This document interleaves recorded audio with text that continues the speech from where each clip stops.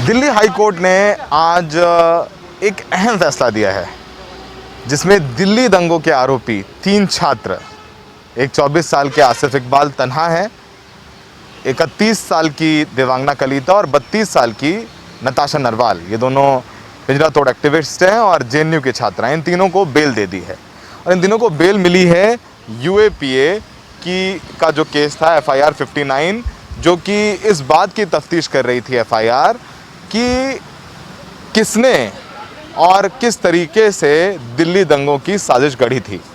उस पर यूएपीए लगाया गया था और हम सब जानते हैं कि जो यूएपीए की धारा है वो आतंकवादियों पर या फिर जो आतंकवादी गतिविधियों में संलिप्त होते हैं उन पर लगाई जाती है। तो यूएपीए केस में लगभग 15 लोग जेल के अंदर है, जिसमें खालिद सैफ़ी, उमर खालिद, मिरान हैदर जैसे लोग हैं। उसमें आसिफ इकबाल और देवांगना कलीता और नताशा नरवाल भी शामिल थे। इन तीनों को दिल्ली हाई कोर्ट ने बेल दे दी है। ये बेल ऑर्डर जब हमने पढ़ा तो उसमें कुछ ऐसी बातें निकल करके सामने आई जो कि काफ़ी महत्वपूर्ण हो जाती हैं। हम सब जानते हैं कि जिस तरीके से इस बीच हमने देखा है कि दिल्ली के दंगे हों, चाहे तबलीगी जमात वाले केसेस में हों या फिर दूसरे कई और मामले हैं, चाहे भीमा कोरेगांव हो, उन सब में यूएपीए का इस्तेमाल किया गया है। और यूएपीए की जब धारा लगा दी जाती है तो उसमें बेल मिलना बहुत मुश्किल होता है और बहुत लंबे वक्त तक आरोपी जेल में रहते हैं। लेकिन इस केस में बेल दी गई और कोर्ट ने बेल देते वक्त कई महत्वपूर्ण बातें कही हैं। दिल्ली हाई कोर्ट की दलील थी, दिल्ली हाई कोर्ट में दिल्ली पुलिस की दलील थी कि इन तीनों लोगों ने दिल्ली दंगों की साजिश को गढ़ा है। इन लोगों ने बड़े सुनियोजित तरीके से व्हाट्सएप ग्रुप बनाए, व्हाट्सएप ग्रुप बना करके सड़कें जाम की गई, उत्तेजक भाषण दिए गए जिससे लोग भड़कें, सामाजिक सांप्रदायिक उन्माद फैले। यहाँ तक कहा गया कि इन लोगों ने पेट्रोल बम, हथियार इकट्ठा कराए और जानबूझ करके 23, 24, 25 फरवरी का दिन चुना 2020 में, जब डोनाल्ड ट्रंप आने वाले हैं। तो पूरी तरीके से सुनियोजित था। तमाम इस्लामिक संगठनों से फंडिंग ली गई और दिल्ली के ऐसा माहौल बना दिया गया जिससे कि दिल्ली के दंगे हो गए। ये दिल्ली पुलिस की दलील थी। कोर्ट ने इस बेल एप्लीकेशन पर फैसला देते हुए कहा है कि शांतिपूर्ण विरोध प्रदर्शन का हक गैर कानूनी नहीं है और आतंकी कार्रवाई तो बिल्कुल नहीं है। भड़काऊ भाषण, चक्का जाम यूएपीए में आने वाला अपराध नहीं है। यानी अगर शांतिपूर्ण प्रदर्शन किया जा रहा है, चक्का जाम किया जा रहा है, भड़काऊ भाषण दिए जा रहे हैं, तो वो आतंकवादी गतिविधियों में नहीं आता है। आप इन आरोपियों को, जो सीआरपीसी में दूसरी धाराएं हैं, उनके तहत आप इन्वेस्टिगेट कर सकते हैं, जांच कर सकते हैं, इनको जेल में रख सकते हैं। लेकिन इन पर यूएपीए की धारा लगाना उचित नहीं है, क्योंकि ये धारा आतंकवादियों पर लगाई जाती है और दिल्ली पुलिस की चार्जशीट से ये इस्टेब्लिश नहीं हो रहा है कि ये सब आतंकवादी गतिविधियों में संलिप्त थे, क्योंकि ना इनके पास से कोई हथियार बरामद हुआ है, ना ही जिन ऑर्गेनाइजेशन से फंडिंग ली गई आसिफ इकबाल तन्हा द्वारा, वो ऑर्गेनाइजेशन भारत में बैन भी नहीं है। तो ऐसे में ये कहीं इस्टेब्लिश नहीं होता है कि आतंकवादी गतिविधियों में संलिप्त है।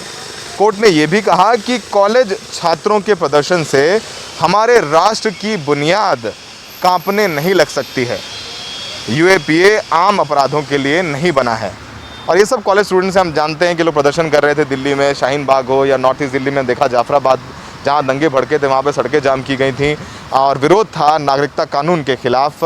और ये सब कॉलेज स्टूडेंट्स से कोर्ट ने यही कहा है कि इनके प्रदर्शन से देश की जड़ें इतनी मजबूत हैं कि हिलती नहीं हैं और यूएपीए का इस्तेमाल आम तौर पर नहीं किया जाना चाहिए। एक आम अपराध नहीं है, लेकिन ये आतंकवादी गतिविधि भी इसे नहीं कहा जा सकता है। और एक और बहुत अहम बात कोर्ट ने कही है जिसके बड़े दूरगामी परिणाम हो सकते हैं। कोर्ट ने कहा है, ऐसा लगता है कि जैसे असहमति को दबाने के लिए राज्य के दिमाग में वो रेखा कुछ धुंधली हो गई है जो विरोध के संवैधानिक अधिकार और आतंकवादियों की गतिविधि के बीच होती है। अगर इस मानसिकता को बल मिलता है तो ये लोकतंत्र के लिए उदास कर देने वाला दिन होगा। यानी राज्य के दिमाग में, यानी जो स्टेट, यानी इस पूरे मामले में स्टेट दिल्ली पुलिस है, उसको उसके दिमाग में प्रदर्शन करने का अधिकार और आतंकवादी गतिविधियों के बीच में जो रेखा है, जो लकीर है, वो कुछ धुंधली हो गई है। अगर वो रेखा धुंधली हो रही है तो ये प्रजातंत्र के लिए अच्छी बात नहीं है। तो कहीं ना कहीं कोर्ट ने आज घुमा फिरा के यही कहा है कि प्रदर्शन किया गया, हिंसा भड़की, सारी चीज़ें जायज़ हैं, लेकिन इन कॉलेज स्टूडेंट्स को जेल के अंदर यूएपीए की धारा के तहत जो आतंकवादियों पर लगाई जाने वाली धाराएं हैं उसके तहत जेल में नहीं रखा जा सकता है। इनके अपराधों के लिए सीआरपीसी में कानून में दूसरी धाराएं हैं जिनके अंतर्गत इनको गिरफ्तार करके जेल में रखा जा सकता है। और उन केसेस में इनको पहले ही बेल मिल चुकी है, चाहे वो सेक्शन 147 हो, 148 हो, सेक्शन 120B जो कि क्रिमिनल कॉन्स्पिरेसी उसकी धारा, इन सब में इन तीनों आरोपियों को बेल मिल चुकी है। तो फिलहाल दिल्ली हाई कोर्ट के इस जजमेंट के दूरगामी असर होंगे और इनका इस जजमेंट का असर उमर खालिद सैफ़ी, मिरान हैदर, जो दूसरे लोग जो गुलफिशा फातिमा, इन सब लोग जेल में हैं, 15 आरोपी हैं जो यूएपीए के तहत तिहाड़ जेल में हैं, उनकी बेल पर भी पड़ेगा। तो फिलहाल ये 3 आरोपी, नताशा नरवाल हम जानते हैं, उनके पिता का देहांत हुआ था कुछ दिन पहले कोरोना से, उसके बाद इनको 3 हफ्ते के लिए बेल दी गई थी, बेल बॉन्ड भरा गया था। और अभी भी जो बेल दी गई है वो इनको 50,000 के निजी मुचलके पर दी गई है। कहा गया अपना पासपोर्ट रखें, आप बाहर आएंगे तो आप जो इसमें गवाह हैं उनके साथ छेड़छाड़ नहीं करेंगे। तो फिलहाल एक महत्वपूर्ण दिन है।